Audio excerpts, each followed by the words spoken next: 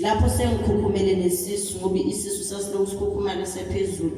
Bangifika bangenze operation basho ukuthi belitho samele basikhiphe ukuze ngiphile. Nangempela bangenza ioperation ngahlala u9 days. Isisu singavaliwe sivuliwe. Ngingagezwa, ngingizwa lutho. Ngisho noma ngifuna ukuya toilet mina amanesi ayengishaya ngephampas ebusweni athi mangizibonele. Wafika umntana kithi nangu ngihamba naye namhlanje athi Mdase ngiyafa. Wathi awuzukufa namhlanje Mdase uzophila.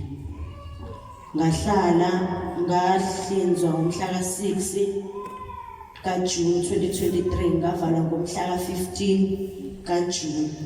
Ngaphuma ngeFathers Day ngabuyela endlini.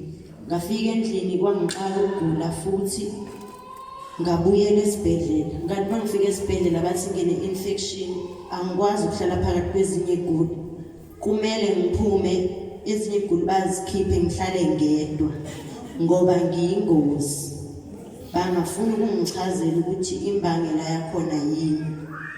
Ngahlala ngangena umhla ka21 ngaphuma umhla 4 July. Ngathi mangiphuma ngase ngingena kuTikTok ukuthi ngangenayo imali kodwa ngangilongizama ukungena ngizibhekela ama-video nje. Ngihlangane nayo ivideo kaMkhulu ekhuleka kuyo. Ngithi kube nalento ethi kodwa angangisiza lo baba. Kusho ukuthi kuhambe kwesikhathi